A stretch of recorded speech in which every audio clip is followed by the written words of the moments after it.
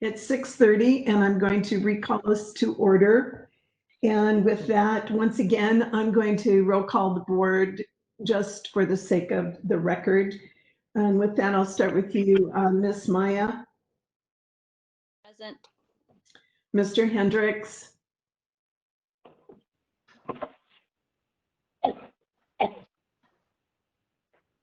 I think you said, okay. Slow but present. Got it. Thank you. Mrs. McGrath. Present. Mr. Saar. Present. Dr. Narini. Present. Dr. Thor. Present. Ms. Nguyen. Present. Thank you. And with my presence, we have a full complement of the board, a quorum, and I will recall us back to order with all of us present.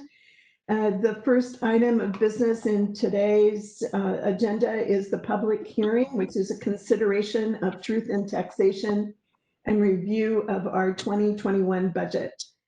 As far as I've been made aware, there is no public to participate in this meeting, I believe.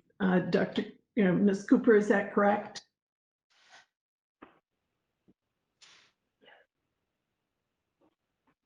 Sorry, taking a moment to unmute. Yes. This is Got Leslie it. Cooper, General Counsel, by the way. Thank you very much. So with that, I will turn this over to Dr. Gonzalez for him to introduce us to Dr. Moore.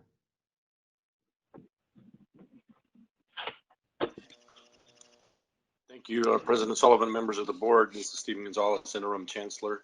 At this point, I will turn it over to Dr. Moore to, I'm sorry, I'm struggling to get this agenda up where I need it to be. For the items of review of truth and taxation and review proposed 2021 budget. Thank you.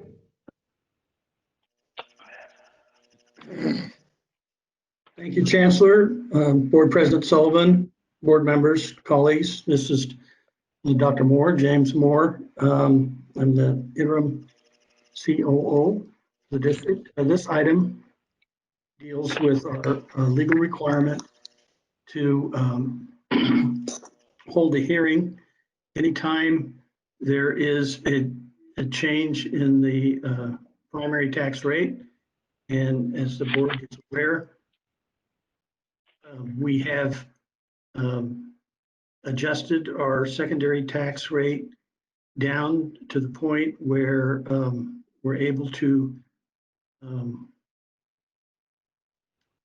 keep the continuing rate for a individual with an assessed value home of $100,000 to less than they would pay this particular year. It's a 5 cent less, but it allows us to capture 1 million in additional funding for our capital fund.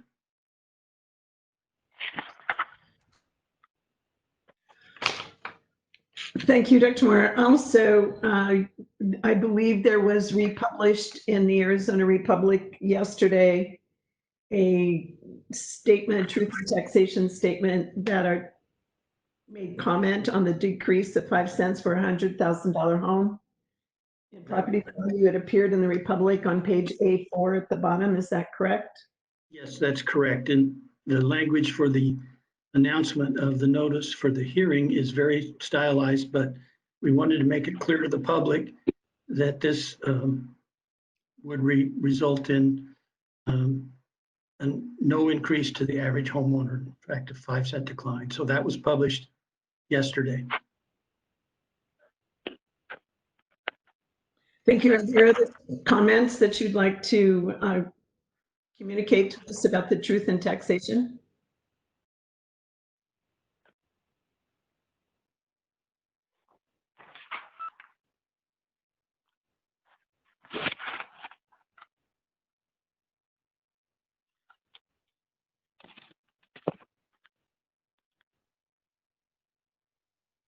I'm presuming there isn't then. Board members, do you have any comment?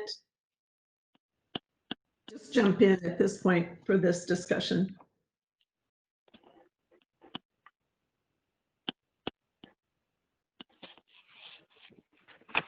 Being done with no public, then let's comment to be made on this item 1.1. Let's move to 1.2, which is the review of the proposed fiscal year 2021 budget. And again, Dr. Gonzalez, I'll move to you on that. Or any other discussion before I open it up for the board? President Sullivan, members of the board, I would invite Dr. Moore or Mr. Yaquinto to provide any highlights that are necessary for your consideration of this. As you know, we've had, I think I can think of at least 2 work sessions in the development of this budget. Yes, thank you.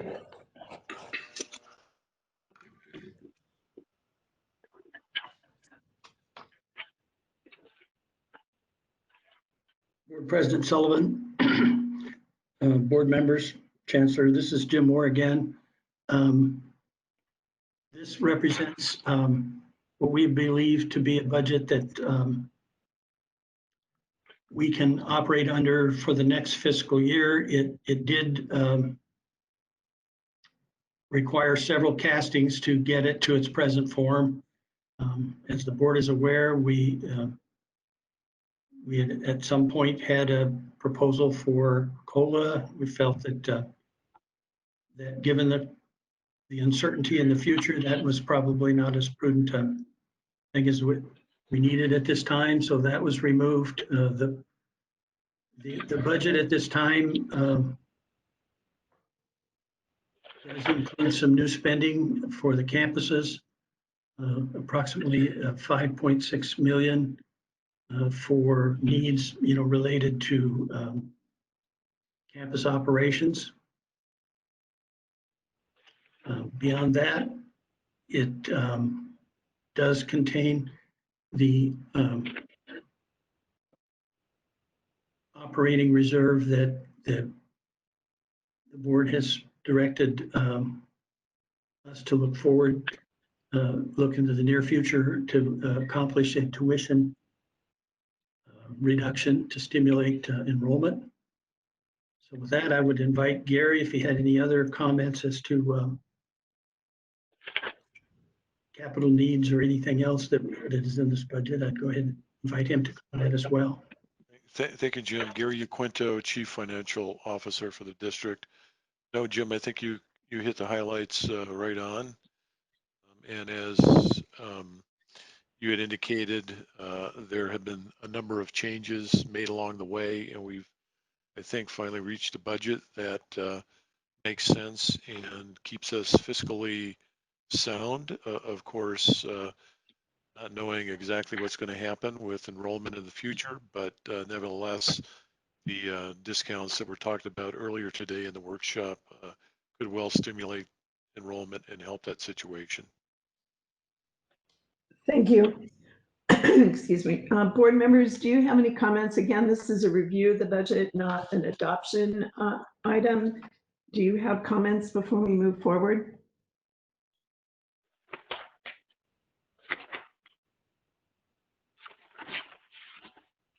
I don't see anyone's button unmuting, so I'm going to presume that there are no additional comments at this time. Would that be fair? And unless I see an unmute button, I'm going to presume that my statement's correct. I want to acknowledge the contribution that Dr. Moore and Mr. Quinto's team has contributed to making this budget presentable to us. And thank you for accommodating the work sessions that we've had and recognizing that there were concerns along the way that were raised by board members.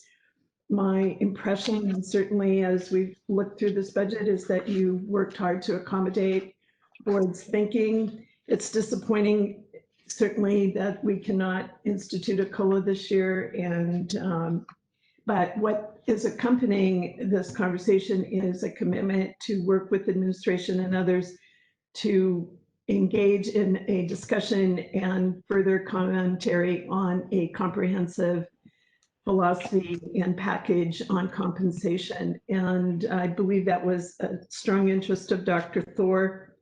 And we will, in fact, be moving forward to begin those discussions relatively quickly. The other item, which we discussed in the work session earlier today, was the tuition reduction. We have not presented an opportunity to take an action on that this week. We will do that next week. But by approving this budget and moving it forward, we would certainly have the monies available to accommodate the tuition reduction models that we would are looking forward to supporting. So with that, last opportunity for comment, board members, before I close out the public hearing. If you have a comment, just speak up. I realize it takes a moment to unmute.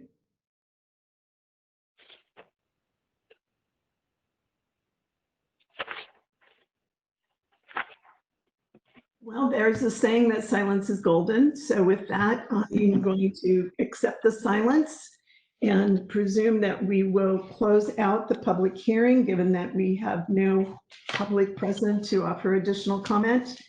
So with that, I adjourn the public hearing and the truth in taxation and review of the proposed budget. With that, then, I'm going to recall this special session to order for action to approve, number one, the truth in taxation. Would move approval of the truth in taxation notice of tax increase. Is there a second? So moved. Second. Would you identify yourself, please, for the record? This is Tom Narini. I second. There's been a motion and a second to approve the truth in taxation notice of tax increase. Is there any discussion on the motion? Who made the motion? I did, Mrs. McGrath. Marie. As I recall, the board chairman doesn't make the motion. You're correct. Would one of you like to? Dana, I'll move the motion. Thank you, Mr. Saar. And Mr. Narini, I would assume your second stands? Yes, it does. Yes. Is there any discussion on the motion? There being none, all those in favor, I guess I need to call you. Ms. Maya. Aye. Mr. Hendricks. Yes. Ms. McGrath. Aye. Mr. Saar. Aye. Mr. Narini, Dr. Narini. Aye. Dr. Thor. Aye. Ms. Nguyen. Aye. And I vote aye. The motion carries 7-0. Moving on then to item 1.2 in this special session, adoption of proposed budget for fiscal year 2021. Is there a motion to approve the budget? Dana, so moved. Is there a second on the motion? Second, this is Kathleen Nguyen. Thank you. Is there discussion on the motion?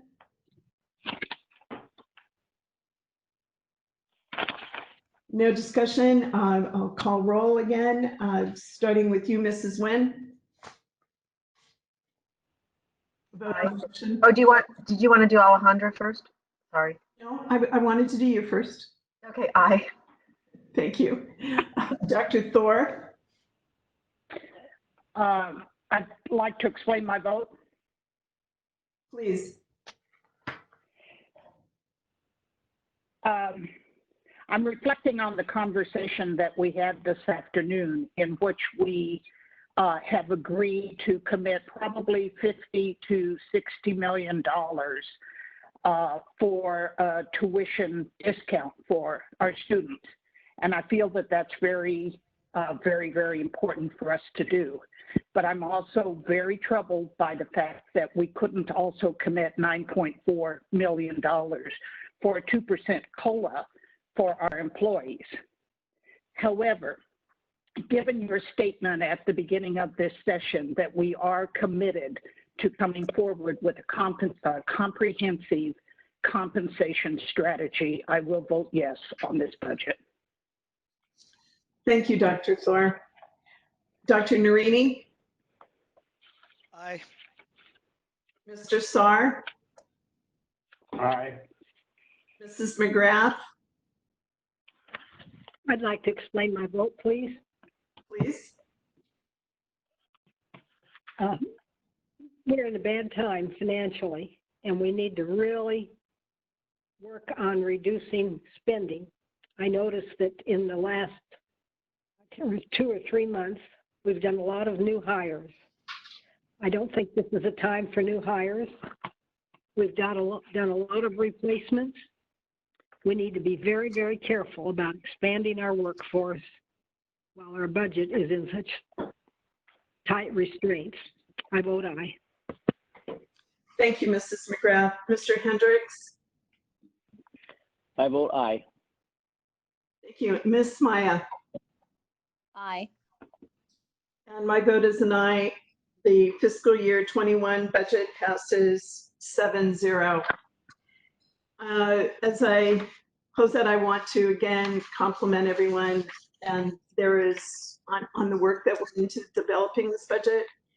And I also would like to acknowledge all the board members for your thoughtful conversations and commitment to the district through your point of view. It's disappointing we can't all achieve what we want. And certainly as we move forward into the new year, we'll be very cognizant of our spending. Yes, did I miss someone?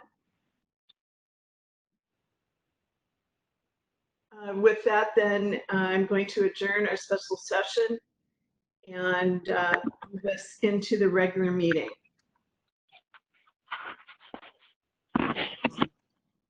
So now moving into the regular meeting, I want to acknowledge that we're being called to order with a full quorum of the board as roll call in the public hearing and the special session. I want to acknowledge also there are no substitutions for this meeting this evening. There are also no student life reports. We do have a Faculty Executive Council report by Ms. Patrice Nango. Ms. Nango? Thank you. President Sullivan, members of the governing board, Chancellor Gonzalez, CEC, colleagues, and guests. Thank you for the opportunity to speak to you tonight and to introduce myself. I am Patrice Nango, and I am the current president of the Faculty Association, representing the Faculty Executive Council and all Maricopa residential faculty across the 10 colleges. Most of my colleagues know my Maricopa story, but tonight I would like to share it with you. My life at Maricopa began in the mid-1960s when my dad was hired as speech and communication faculty at Mesa Community College. Much of my childhood and young adulthood centered around the people who formed the MCC family. As a young adult, my first college experience was at Scottsdale Community College, where I took several general education courses prior to graduating from high school. After that, I transferred to MCC, Mesa Community College. Thus began a sometimes circuitous route to Arizona State University for a bachelor's in philosophy and a master's in interdisciplinary humanities. Since that time, I have taught at Mesa Community College as an adjunct faculty in philosophy and religious studies for several years, then as residential faculty in philosophy and religious studies for the past 17 plus years. Recently, I served as department chair, faculty senate vice president, faculty senate president, and faculty association president-elect. Although my dad and I never taught at MCC at the same time, I was proud to follow in his footsteps and become a second generation of my family to join MCC faculty. Fast forwarding not so many years, I watched my children and grandchildren follow in the family tradition to become students at MCC and SCC, the third and fourth generations to make Maricopa their educational choice. I share my background to illustrate that my roots in Maricopa are deep and span many decades. I have always been proud to be a Maricopan. It is my long experience with Maricopa that compelled me to pursue my career as a faculty member and a faculty leader at MCC and with the Faculty Association and Faculty Executive Council. My last 7+ years in faculty leadership at both the college and district level have only increased my commitment to Maricopa, its students, employees, communities, and mission. I have been saddened and discouraged by events over the past several years, knowing Maricopa has historically been an exemplar that inspired its students, communities, employees, as well as community colleges throughout the country. However, recent changes show promise and offer hope that we are rediscovering those roots. I look forward to working with the governing board, Interim Chancellor Gonzalez, Provost Fisher, members of CEC, and faculty, staff, and student leadership in moving MCCD forward with a renewed commitment to collaboration and consensus building. Our newly established foundation of trust with the administration presents a true opportunity for us to collectively reimagine and recreate the Maricopa we all know it can be. We must give ourselves and each other permission to be bold, fearless, open-minded, and clear thinking. Doing things the Maricopa way should be a proud declaration of our continuing search for and implementation of excellence and innovation driven by our commitment to consensus-driven decision-making. My pledge to the faculty and to all Maricopans is to work with you tirelessly to fulfill the legacy of all those who went before us.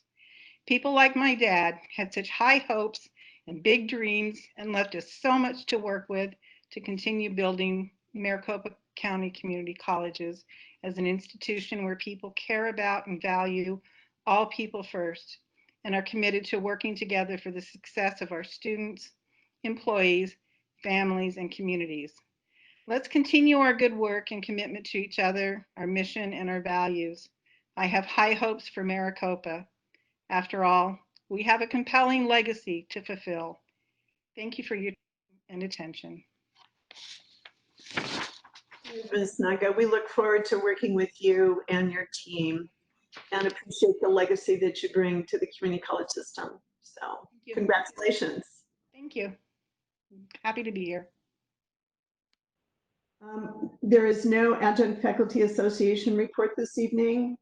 There is no report from the Maricopa Student Senate.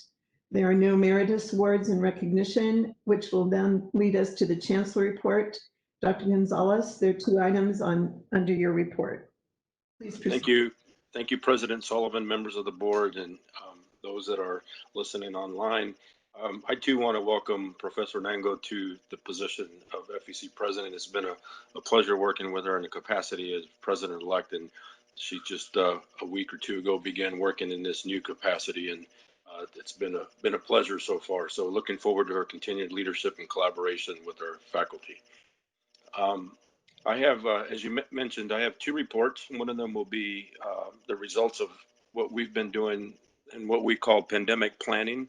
There's been a group that was actually called a pandemic planning team. And there's also another group that was recently formed that took the work of the pandemic planning team and became the pandemic implementation team. And so you're going to hear a little bit of both of what those groups have been doing. That will be delivered by Provost Fisher and Dr. Moore. And then you've also asked for an update on the CARES Fund distribution. We'll be able to share with you what we've done since our last conversation related to the student aspect of CARES Fund distribution and any updates related to the institution. And I will be calling upon Provost Fisher and again, either Dr. Moore or Gary Aquinto to fill us in on those 2. So with that said, I'm going to turn it over to Provost Fisher to kick off the pandemic planning team presentation. Thank you so much. Ms. Sullivan, members of the governing board, Chancellor Gonzalez, guests, we're happy to be here today to talk about what's been going on with our post-pandemic planning. As we all know, it's been quite the activity for all of us, and I'm not actually presenting the slides, so you're going to hear me say advanced slides, But before we move to the very next one, I just want to say we did have a planning team first. We had about 20 members of a subset of CEC, including faculty. We also invited in some of the deans who are very close to the ground in terms of trying to get us all back to campus as quickly as possible to be back and doing what we do for students. So with that, rather than name all the names, we can certainly get you a list if you'd like, but it's now transitioned, as Dr. Gonzalez said, to an implementation team. So focus much more on facilities and admin services. But the planning team itself, if you would advance the slide, please. We wanted to start with just a quick celebration and a statement of our intent in this work. The celebration is to really thank our faculty and staff. We had such a swift pivot to remote work, and it's a little disorienting when that's not something that you've had to do in the past, but people have really stepped up, whether that was ITS and getting us all the equipment and materials that we needed, whether that was individuals who quickly set up soft phones so that they could be serving students from their homes. Can't even say how much really difficult work went into that quick pivot.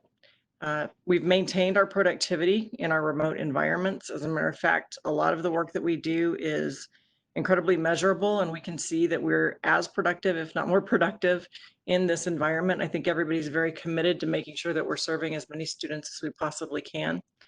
And then just to thank and encourage flexibility and patience in faculty and staff as our post-pandemic planning continues. It's very difficult for everyone not to know what the future brings, but even leadership at the top doesn't necessarily know what the next date is going to be, but we're doing our best to make sure that people remain safe and can get back to as full as possible functionality ASAP.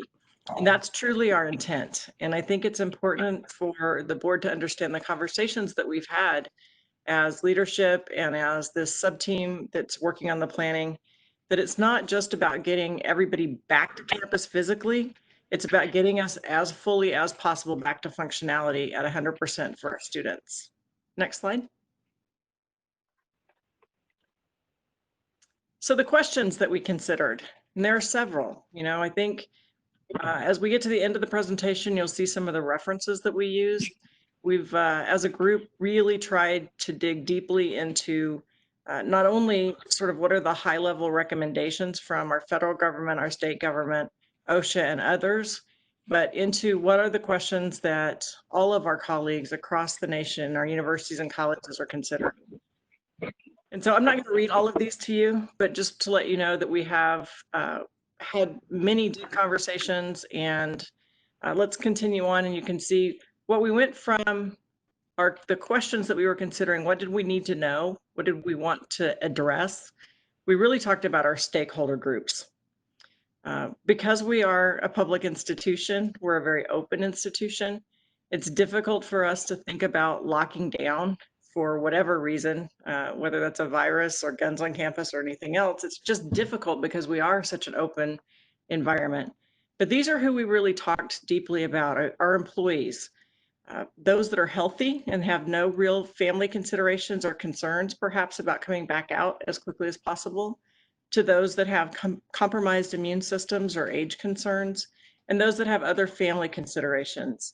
I think Dr. Gonzalez mentioned at our last board meeting, it's been very unfortunate, but we've had members of our MCCCD family lost to COVID-19 and lost to sort of subsequent and other kinds of infections around this environment. So we want to be very sensitive to our families that have tough considerations. At the same time, we have to be worried about our students. Again, when you think about that, it's those that are healthy, those have compromised immune systems, those with family considerations, and frankly, those in dual enrollment. When we deal with students who are minors, there's a lot more in the way of regulations, but also our own sense of concern about their health and making sure that they can continue their education in a way that makes sense, but also protects their safety. And then, of course, our communities, that's our high schools. We've been in great contact with our high schools. They're struggling with their own funding and opening issues as well.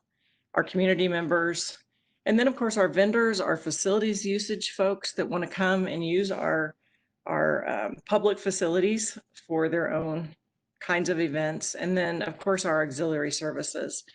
When we're on this kind of lockdown and off campus, our auxiliary is probably the first to go. We miss that terribly, but we also, again, know that we have to be very safe and concerned about not congregating before we should. Next slide.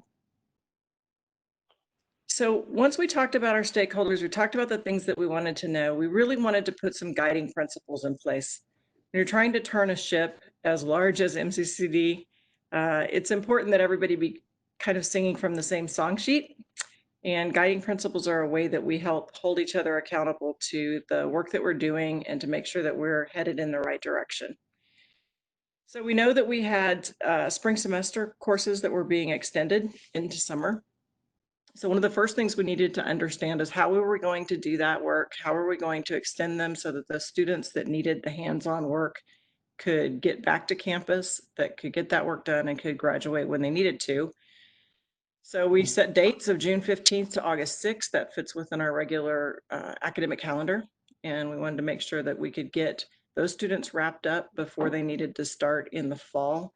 Without doing that, we could really impact the cohorts that were going to begin in the fall. And just as we've had conversations about enrollment today and lots of other days, almost every day, we want to make sure that we can wrap up that spring semester and get students back on campus or back on an online, or as you'll hear later, live online environment as quickly as possible. The second thing that we really wanted to think about and have put primary in our thoughts, our minds through this whole process has been the health, safety, and well-being of our community. That's our students, our faculty, our staff, of course, all of our extended family as well.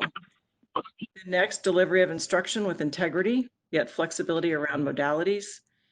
We have to be very concerned about our program and HLC accreditations and making sure that we're maintaining standards through this.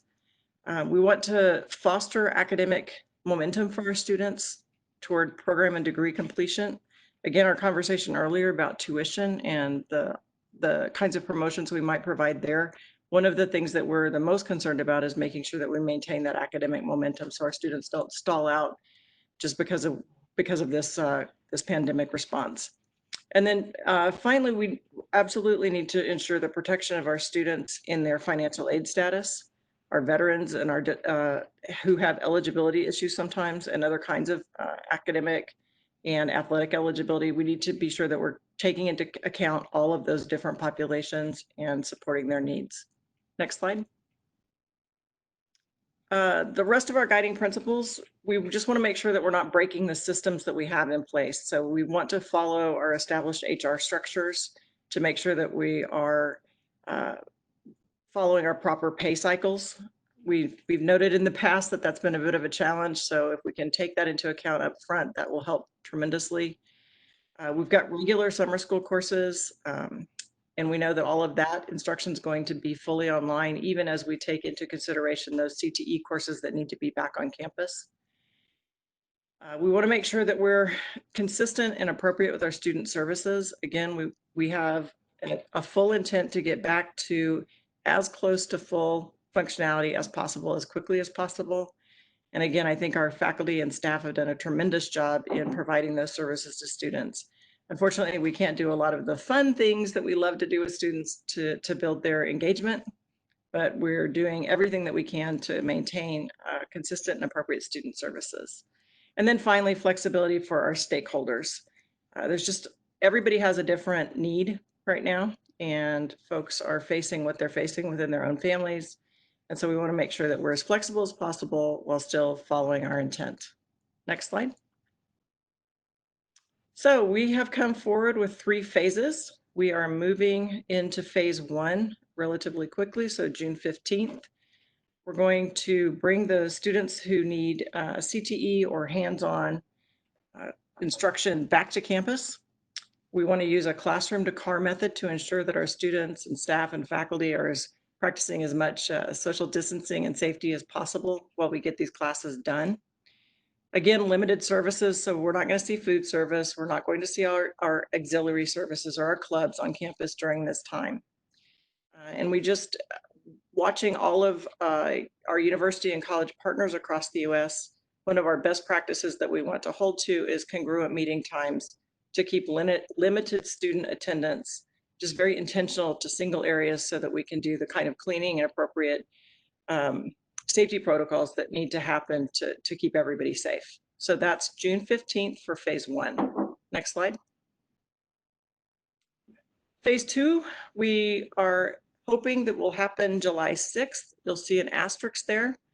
Everything is dependent upon our health and safety guidelines and the availability of our personal protection equipment and supplies.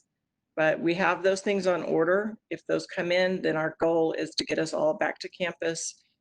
Again, showing flexibility to those who need it, but those who can come back, get us back early mid-July. We're going to do a gradual return of staff to on-site work, opening limited areas of the campuses rather than, I use the contact center frequently as an example because they are in call center cubicles that are relatively close together. So we wouldn't want to call all of them back. And particularly when we know that they're being productive outside of our on-campus location, then let's keep being productive and call people back in a phased approach that makes sense for health and safety. And again, a best practice would be that leadership returns to campus or to district office in the case of us first, followed by staff and departments. So as the safety protocols allow that, but just to really engender that kind of support for our faculty and staff that they understand that we're going to walk the walk and talk the talk before that they are required to do so. Next slide. Phase 3 would be August 3rd, perhaps August 10th. Again, these dates are based on our academic calendar. We know that we need to continue to do the 6-foot distance markings. We want to make sure that we are following OSHA and FERPA compliance within the space mandates. So OSHA being safety, FERPA being privacy. We want to make sure that students feel like they are getting the kind of attention that they would get any other time. So we need to be careful about that spacing. We need to ensure private conference spaces, and of course, making sure that all employees are following safety protocols. I believe that Jim Moore, our COO, or our CHRO, Georgetta Kelly, may speak briefly about our safety protocols, but we've put together administrative guidelines that everybody can follow to make sure that we are staying within both what the national and the state recommendations are. And then, of course, phase 4, we have no idea when that's going to be. It'd be our regular operations. And then everything that we're reading, it says that there will be a phase 5, and that's when regular flu season commences. And maybe with another kicker from COVID-19, we just don't know. And so we have to consider how do we keep everyone safe around phase 4 and phase 5. Next slide. One of the things that we've been concentrating a lot through this entire process has been on our communication strategies. We want to be really consistent with our communication to employees and also to our students about why we're doing what we're doing and how we can protect them and serve them moving forward. We want to be reassuring to our employees as well. It's a very trying time, as everyone knows. Again, having lost some of the members of our family community, it's just a tough time. So we want to make sure that we're reassuring, and we want to be welcoming with staff and tents that are open entryways as we come back to campus, so folks know that we're there for them and can help them get to where they need to be, either on campus or in an online environment. Next slide. Finally, I had mentioned earlier in the presentation, lots of resources that we've been digging through and following very closely. These are just a few. Next slide. There are many, many more. If you just do a Google search, you'll find 15 more even than I have listed here. But just know as a board that your senior leaders are being informed and really trying to track what's happening across the nation and across our state as we continue on into pandemic planning. And I think that brings us to questions. And I know that this is the planning piece. So what did we consider? What did we look at? Where are we headed? And the phased approach. That's not all the nitty gritty how, and I'm sure that there may be questions about that. And I would invite my colleagues, COO Dr. Jim Moore, and CHRO Georgetta Kelly to jump in anytime to answer any questions the board may have. Thank you very much, Dr. Fisher. One question I have, your presentation PowerPoint is certainly touches on highlights. Is it possible to send that out to the board members so they can have that in their back pocket as they need it? That would be one question. Absolutely. Thank you. With that, board members, I'll call on you and we'll go through and see if you have any questions. Ms. Maya?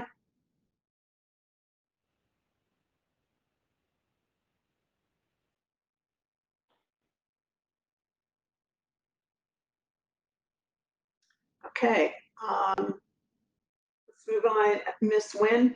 Sorry about that. I don't have any questions. Okay, thank you. Ms. Nguyen?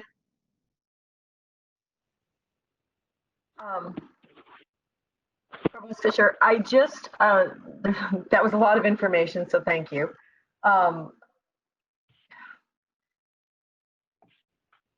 Do we have like a by when we're hoping to be fully operational? Like where everything, I'm going to call it in air quotes, back to normal? Do we anticipate by December? What do we have like a? Ms. Nguyen, Ms. Sullivan, members of the board, we don't have a date on that just yet. Again, things are a bit up in the air. If we all have our way, we'll be back to as fully functional as possible by August so that our students, as they come into the fall semester, will have that support. But when will we have auxiliary services such as food service, all of our clubs, all of that reopened? That is an unknown question at this point. Dr. Moore, do you have another comment about that? Yes, I thank you. And you did a great job, Dr. Fisher, in laying out the thought that's gone into this. We're now moving into the operating or operation of these guidelines. And so what has happened in just, I think in less than 2 weeks is, we formed a district-wide structure that has a lead member for each campus in the district to operationalize these. And we've borrowed from the literature and from other institutions and have written a draft document, which will go before CEC tomorrow, that contains our standards and guidelines that will hold ourselves accountable to. One of our concerns was with such a large organization, we want to make sure that there's a standard that we hold ourselves to, because we want to assure our employees and students that they're safe when they return to work. And so there's a set of guidelines that are that reference our policies, which give us the authority to do what we need to do.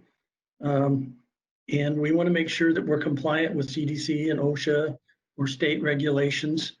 And as part of our early phase one, we're going to make sure that every employee in every phase will attend training that we're furiously designing right now, a basic training about all of the things that that we need to make sure are going on: proper physical distancing, hygiene, screening, sanitation, signage.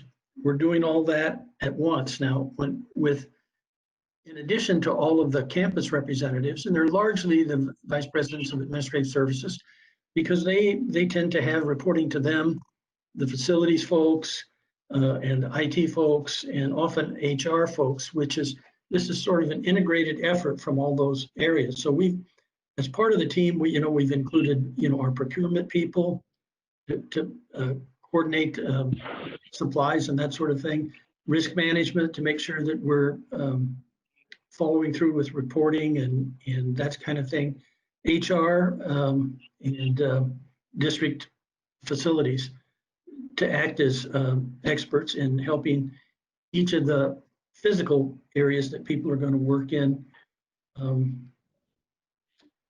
meet the standard that we're setting out for ourselves.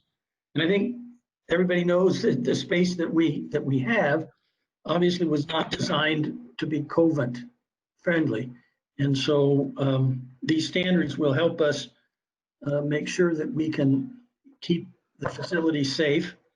And as Dr. Fisher alluded, we want to return to full functionality for the students. And so our policies have been, we've been looking at that. Georgetta Kelly has been reworking those to make them fit our situations. And without going into too much detail, there are new forms of FMLA that we have to be compliant with. And so all of that is happening at the same time. So I do think we're moving very quickly, but I think very dutifully and thoroughly, and we'll have those standards and guidelines out for everyone to operate by. And then the structure will, as problems, challenges present themselves, we'll have a group that meets frequently to look for solutions to those situations and be able to move the college forward. So very quickly, we're reallocating our workspace, and as Dr. Fisher indicated, some of it won't accommodate all of our employees. So we're working through a process to make sure that either through remote and or physical presence on the campus are combined, that we can still deliver the services that our students deserve. So does that answer part of the question at least? Well, it's a long answer. It doesn't, unfortunately, there is no by when right now, and there's a lot that's unknown, and I appreciate that. The other thing that concerns me, like Phi Beta Kappa, they're an honors group, and if they can't meet, I think they all get scholarships. And so I have concerns about kind of blanket answers that are kind of general like that, because the devil's always in the details. But I understand that this is an act of creation and that we're working on it. And so as those structures get put in place, I think it would be great if the board could be informed as soon as possible. Because if we're trying to reduce tuition to get more students on campus, and you're not willing to accommodate them, we're kind of shooting ourselves in the foot. So I want to make sure that what we're doing is a cohesive and coordinated effort. And I'm a little concerned because we're being so, and we need to be concerned about people's safety, but if what we're trying to do is generate more students and get more students on our campuses, we have to be ready for them. And I want to just see how we're going to do that balance. And I realize you probably don't have an answer to that, but that's what I'm listening for. Like, how are we going to accommodate what we just said we wanted to do with our tuition and our budget? So I appreciate the responses, and I thank you. Thank you. I would assume that some of the classes will still be online, and if we increase enrollment, not everyone will be on campus, but that could be a presumption I'm making. With that, Mr. Hendricks, do you have any comments? No questions. Excellent presentation, Dr. Fisher. Thank you. Dr. Narini? No questions, just a whole lot of gratitude and appreciation for all the work that that everybody put into coming up with the plan, and putting safety first is paramount. So thank you for all the work you've done. Mr. Saar? Yeah, I echo my appreciation. This was pretty awesome. You've got a lot to accomplish and a lot of walls to work within. So congratulations. My one question is, do we have any data from the last semester on the performance of our students going online as opposed to being in class? And if we know a percentage of increased online classes that we will already have put in place for the fall semester? Ms. Sullivan, if I may? Yes, please. Mr. Saar, members of the board, those are excellent questions, and they're ones we're asking ourselves right now. And so we are looking at the data to understand how the transitions went for students We were pleasantly surprised by how many students chose to continue on with us and complete their spring classes. So we will be getting you data around all of that as soon as we have it pulled together. Thank you. Thank you. Dr. Thor? I join with the others. I've just continued to be amazed at the amount of wonderful work, quality work, comprehensive, thoughtful work that have been done by our employees under incredibly difficult circumstances. So thank you and congratulations for a job very well done. Thank you. Mrs. McGrath? Thank you. I would echo the other comments that have been made. Great jobs being done, and hopefully we can get fully open as soon as possible. Thank you. Thank you. Ms. Maya, as a student, what are your thoughts? Recognizing you're not going to be with us on campus next year. Again, I think this is a great, sorry, I'm re-looking at the presentation again, and I think it's excellent work. I mean, I'm very grateful that the staff is taking their time and precautions to make sure the students are being safe, and also the staff and administration. Thank you for all you do. Yeah. And I would just like to add my thank you for the thoughtfulness that you're putting into the health and safety of everyone affiliated with the district. It is unfortunate that there's so many unknowns, and every day is a different place on the curve. So you have a lot to manage, and I expect that faculty and staff are filled with anticipation as well in moving forward. So thank you again for that presentation and recognition of our interests. Also, Dr. Gonzalez, thank you for your leadership to the team to get this done. And let's move forward. And Dr. Fisher, we would appreciate you sending the PowerPoint to us. That would be great. Back to you, Dr. Gonzalez. President Sullivan, members of the board, thank you very much for your support in that presentation and feedback. And as Mrs. Nguyen requested, we will continue to keep you updated on our progress. Some of these things that you've seen in this presentation, you may have recognized in previous communications from me to you as a board, snapshots, or even in communique that have gone to our employees. So we'll continue to do that, and we appreciate your continued feedback in that process. The next portion of the presentation is just a very, very brief update on CARES distribution, and Dr. Fisher is going to lead into that one. And I promise that the presentation portion of this will be more brief than the other. Not that that was a bad thing, but recognize the amount of time we've spent here all together. So thank you. Thank you. Dr. Fisher. Ms. Sullivan, members of the board, Dr. Gonzalez, and guests. I'm laughing only because of the need to be brief, so I will be very brief. As we mentioned when we first started talking about the CARES Act, we have about 20.9 million to give out to our students in the allocation that's awarded specifically for emergency financial aid grants to students. As of today's date, we've given out about 13.25 million, so about 63% of the funding. As I mentioned in our last discussion, we're doing that in a series of rounds, and each college determined how they wanted to do that for their students.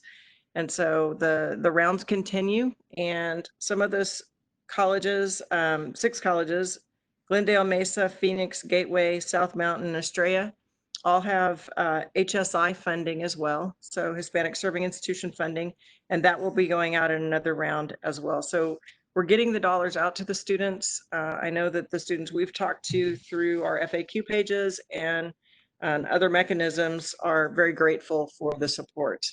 And with that, I would see if Dr. Moore would like to comment on the institutional funding that's also coming through the CARES Act. President Sullivan, Oh, go ahead. I could just add very quickly, during Dr. Fisher's presentation, there was a slide up that was for institutional savings and COVID-19 incurred costs. And I don't know that you had on your presentation the student portion of that. So it should be in your board book though. Okay. Correct. Thank you, sir.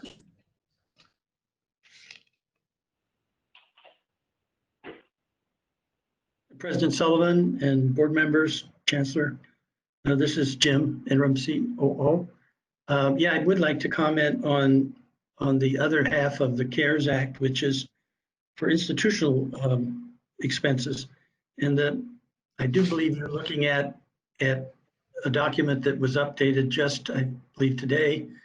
The yellow or mustard colored portion of that is the amount of expenses that we've incurred as a result of COVID that we believe is reimbursable to the district, well, to the individual colleges. It's about 6.5 million. And we have up to a year to spend these institutional funds. And so as we move through time and normalize the student experience again, there should be additional costs that we're planning on using some of this funds for. Faculty training being one of them. There's very likely to be a different mix in terms of online hybrid versus full face-to-face classes. There's discussions underway about connectivity for students. So this funds could be used to give devices to students who are unable to participate in the hybrid or online courses that are synchronous and asynchronous. There's also, we expect some fairly significant costs related to, personal protection equipment and protective devices such as plexiglass panels and things in labs, all sorts of ways to bring students in and use those things efficiently. Certainly sanitation supplies and signage. And then there's the thought that we might be able to, if we're forced by circumstance, to limit section sizes for clinical experiences and so forth, lab experiences, that we can use some of this money to add additional sections to serve the same number of students. So all in all, I was a little surprised that at this early date that we've spent over 25% of we actually haven't spent it, but it has been spent in pursuit of adjusting to the COVID virus. And I think there's a lot more that we could do with these institutional funds to help our students and our faculty and employees get the proper training to deal in that environment. But with that, that closes my remarks. Are there any questions? Or board members, again, I'll just call your name if you have any questions. Mr. Hendricks. What is bookstore commission?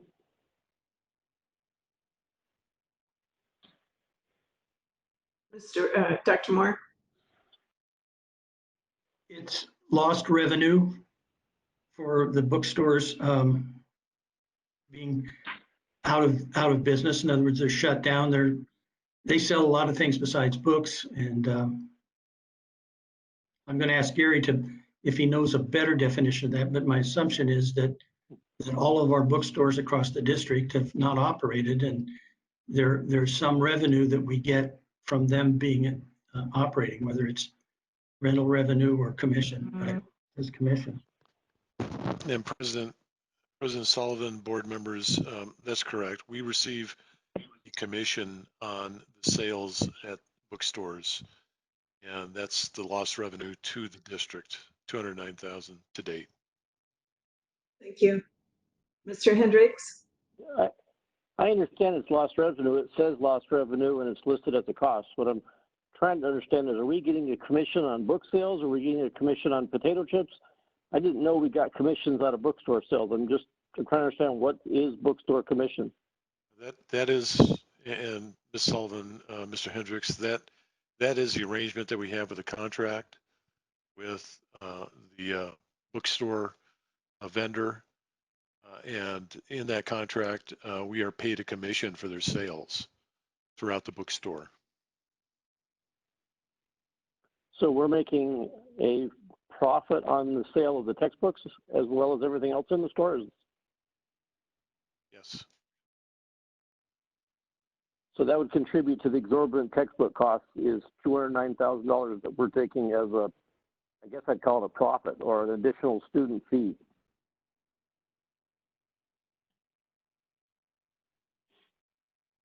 I'm assuming your silence means that's correct. Well, no, well, actually my silence means I'm not sure that that's the case. I just don't know. I don't know what their profit margins are and how they price their books. Is that something you I can guess tell I them? would ask. I guess I would ask in these presentations, when the staff brings slides to the board, whoever created the slide and knows what's on the slide and they can answer questions needs to be at the meeting, or somebody needs prepared when they come, when they can answer questions like it says bookstore commission lost revenue, and I want to know what that is. I mean, to tell me that's lost revenue, I gather that. That's why it's listed on the chart. But somebody put this together and they ought to know what it is. It's not just this time. It's essentially any question I ask on a slide that's trying to lead me in some direction to make a decision. They should be able to factually answer what are the facts they're presenting, because the job of staff is to present facts to the board, and then the board makes a decision. If you want to sway the board, you should run for the board. As the presentation that Dr. Fisher just gave, that was factual information for the board to know.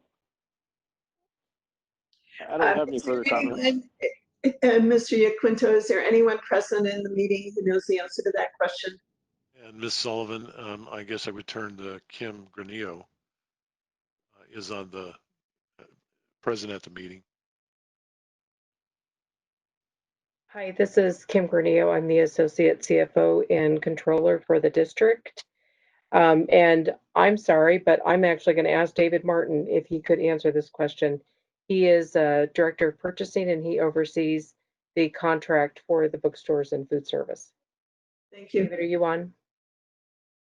I am. Good evening. This is David Martin, Director of Purchasing and Auxiliary Services. President Sullivan, Mr. Hendricks, there is a commission that is collected on every sale at the bookstore. And I do not have the contract in front of me at this moment, but I believe it's a 15% commission on, I believe it's on their profits. It's not on gross sales. Okay, thank you. You're welcome. Are there any other comments from you, Mr. Hendricks? Moving on, then. No, I'm good. Thank you. Yeah, thank you, Mr. Hendricks. Ms. Nguyen? I don't have any comments on this. Thank you. Dr. Thor?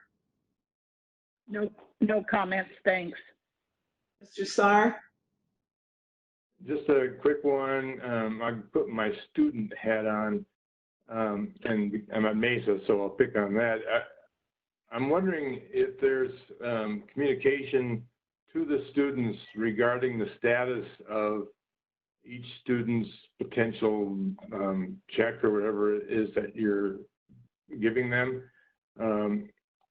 This is a complicated thing, and I'm sure most students don't realize that there might be some reimbursement for their expenses. So I'm concerned that maybe we shouldn't be providing more information than just an FAQ on the status of each student's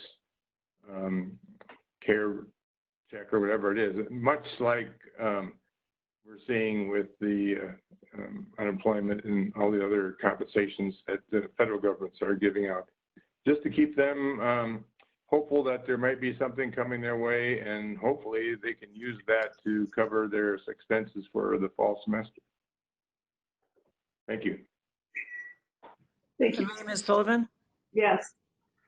This is Carla Fisher. I'm provost for the district. The answer to that, Mr. Saar, is yes. We are communicating to all eligible students about their CARES funding And then, of course, the FAQs cover those that wouldn't necessarily be getting costs about how those would be distributed. But yes, we agree with you. We need to be communicating as much as possible to students at this time. Well, I'm looking at Mesa's site for students, and I can't see anything at all regarding the CARE program. And I'm just, am I missing something, or hasn't it got there yet? I don't believe you're missing something. I think the communication to students has been primarily direct via email and text messages, and then through our district website, but we will definitely take a look at Mesa's website and see where we can beef up information for them. Thank you. Ms. McGrath. Thank you. I have a wonderful computer. It's a Macintosh. It has a system on it that protects me from evil, unwanted things. So therefore, it will not connect with Zoom. It will not connect with WebEx. And I have to participate in these meetings by telephone.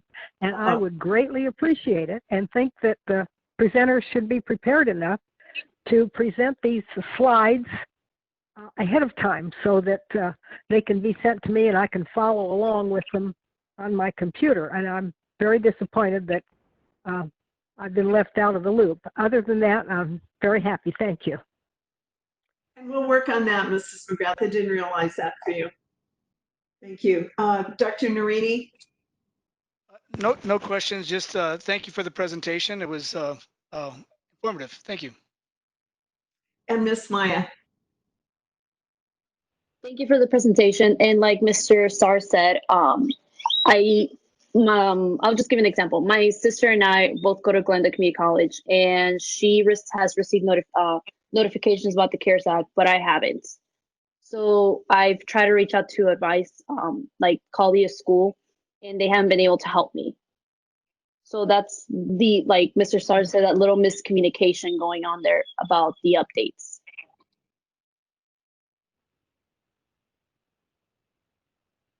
Again, this is Carla Fisher, Provost. That's helpful for us to hear. Certainly, as the colleges have taken different approaches with their students, there might be some differences, but thank you for that. We'll take a look at it. Thank you. Thank you all. Dr. Gonzalez, do you have anything to wrap us up on your report? No, we thank you for your time and feedback and listening in and viewing this presentation. So thank you. And I also thank the folks that have been involved in the production of these and all the good work that it took to get us to this place. Thank you. And thank you to all who participated in that. Concluding that, there are no public comments for citizens interim, and now we move on in the meeting to consideration of the consent agenda. Is there a motion regarding consent agenda? You need to ask for removal of items first. Thank you. Is there any interest in removing an item for discussion?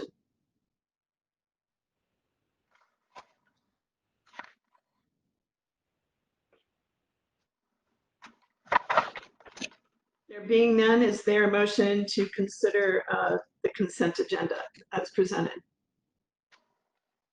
So moved. Sorry.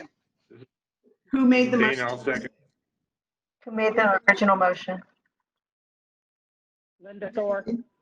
Okay, Dr. Thor, thank you. And I think I heard 2 seconds. Was that Dr. Narini and or Mr. Starr? Yes, this is Dr. Ernie. Yep.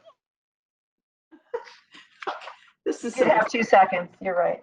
Okay. Thank you. There's been a motion to approve the consent agenda and seconded to approve the consent agenda as presented. All those in favor vote by saying aye. I'll call your name. Mr. Hendricks. Aye. Ms. McGrath. Aye. Dr. Narini. Aye. Mr. Starr. Aye. Linda, Dr. Thor. Aye. Ms. Nguyen. Ms. Maya. Student trustee. Aye. And I vote aye. The motion carries to approve the consent agenda as presented 7-0.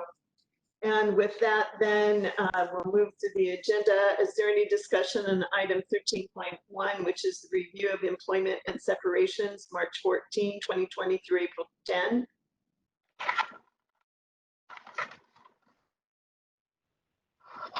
Seeing no discussion, is there a discussion on item 14.1, review budget and analysis report fund 1, general unrestricted fund for the 10 months ending April 30, 2020?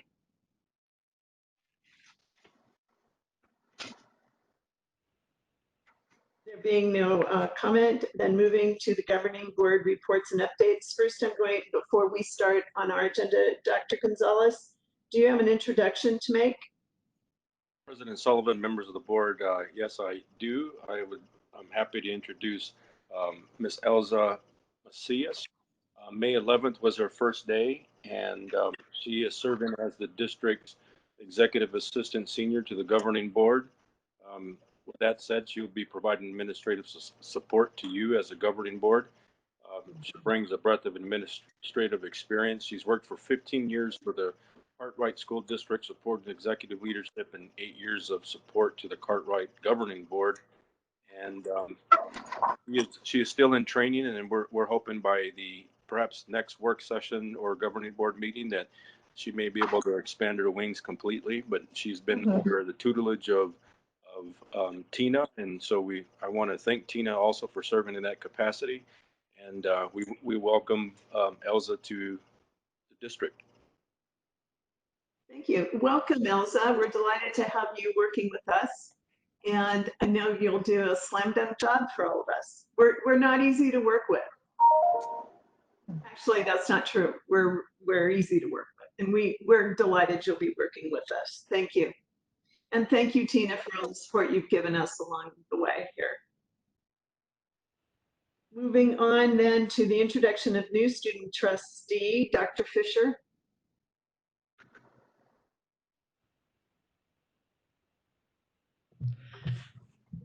Each of the board members should have received an email from me introducing our new student trustee. And I would actually like to turn to Miss Maya. She participated in great detail in the selection of our next trustee, and I would love to hear her perspective on that. I think that she has much to share. Thank you. Miss Maya. Thank you. I work with the student senators and Andrea Banks, and after a process of interviewing the finalists, the person who scored the highest was Julissa Munoz, and I'm very excited for her to be the next one to take on my position. She's the president, she's a chair to the Senate right now. So I'm very happy for her. And now I've been in contact with her ever since we announced her position. Great. And let me just take a minute to thank Miss Maya for her service from the staff and faculty perspective. She's been outstanding, and her engagement in the process of selecting her successor has been nothing but outstanding, truly excellent. Thank you, Miss Maya. Okay, I'm going to clap over the.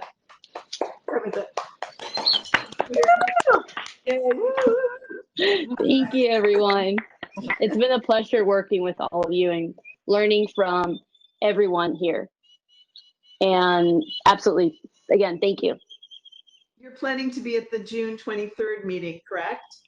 Of course. Okay, just checking.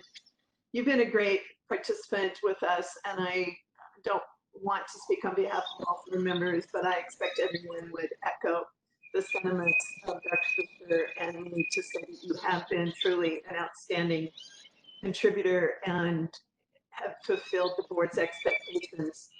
You have big shoes to fill. Thank you. And again, thank you. And I appreciate everyone teaching me and helping me grow as a person and as a student. Wow. Thank you. So with that, board members, your updates, and again, I'll start. Ms. Maya, do you have any updates for us?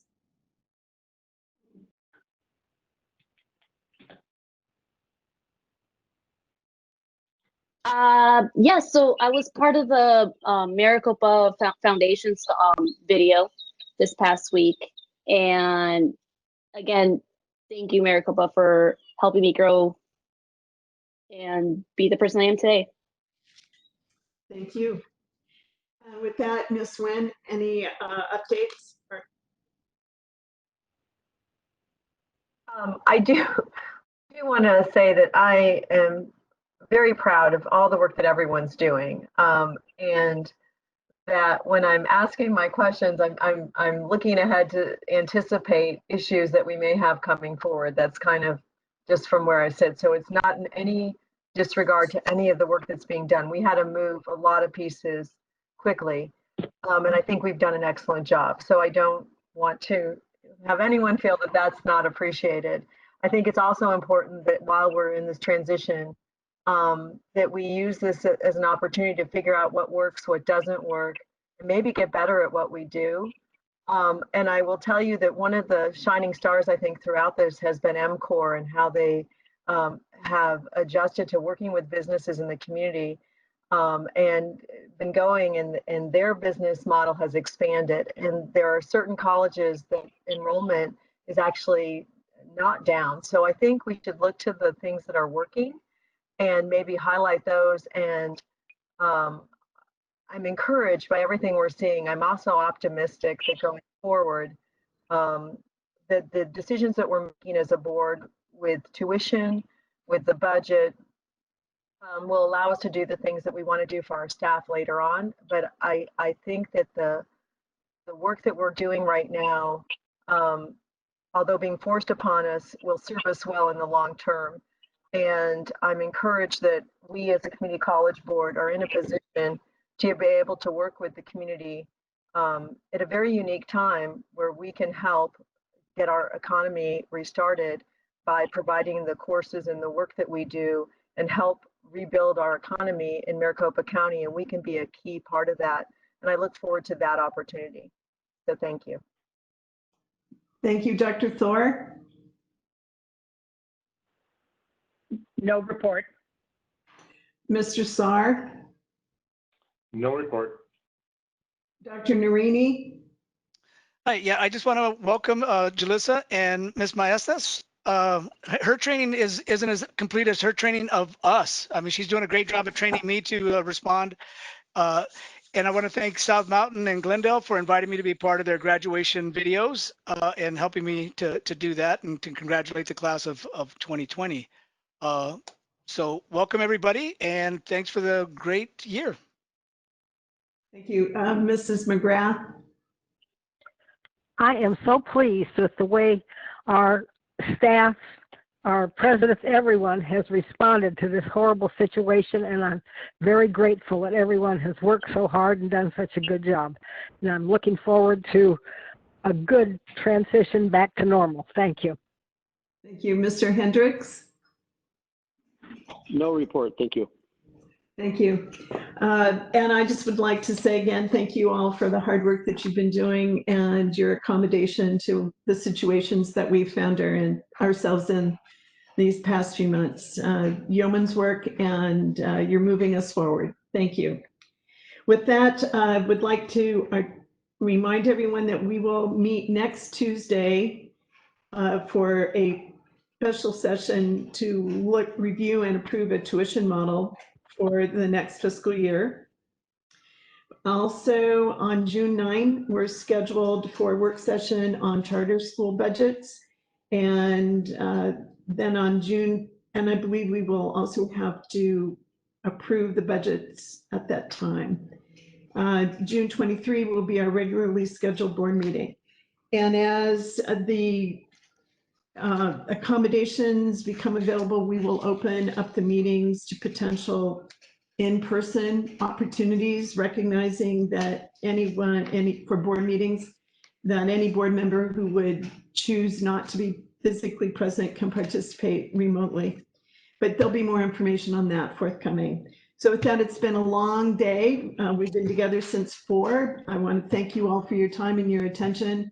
And as we close out this fiscal year almost, I just want to acknowledge again that there's been a lot accomplished. So thank you all very much. Enjoy the rest of your evening. This meeting stands adjourned.